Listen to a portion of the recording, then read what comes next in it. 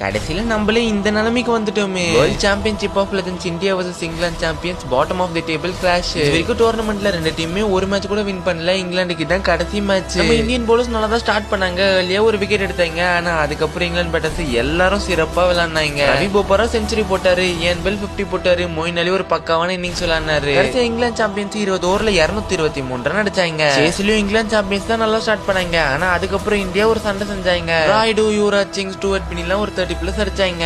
யூசுப் பதான் கடைசி வரைக்கும் போராடி 50 எல்லாம் போட்டாரு. பட் இந்தியா 20 ஓவர்ல 200 ரன் தான் அடிச்சாங்க. இங்கிலாந்து சாம்பியன்ஸ் இந்த கேமை வின் பண்ணிட்டாங்க. ஆல்ரெடி பாத்தீங்கன்னா south Africa, Pakistan and Australia champions 3 டீமும் செமிஸ்க்கு குவாலிஃபை ஆயிட்டாங்க. இங்கிலாந்து 4வது, வெஸ்ட் இண்டீஸ் 5வது அண்ட் டிஃபெண்டிங் சாம்பியன்ஸ் இந்தியா கடைசி பிளேஸ்ல இருக்காங்க. இந்தியா வெஸ்ட் இண்டீஸ்க்கு நடுவுல ஒரு மேட்ச் இருக்கு. வெஸ்ட் இண்டீஸ் அந்த மேட்ச் ஜெயிச்சாங்கன்னா அவங்க செமிஸ்க்கு குவாலிஃபை ஆயிடுவாங்க. ஒருவேளை இந்தியா வின் பண்ணி இங்கிலாந்தோட பெட்டர் ரன் ரேட் வச்சிருந்தாங்கன்னா இந்தியா குவாலிஃபை ஆயிடுவாங்க. அப்படி இல்லைன்னா இங்கிலாந்து செமிஸ்க்கு குவாலிஃபை ஆயிடுவாங்க. குவாலிஃபை ஆகுறமோ இல்லையோ, நம்ம லெஜெண்ட்ஸ்ல ஒரு மேட்ச் கூட டோர்னமெண்ட்ல ஜெயிக்காம வரக்கூடாது. அதுக்காகவாது வெஸ்ட் இண்டீஸ்க்கு அகேன்ஸ்டா ஜெயிக்கணும்.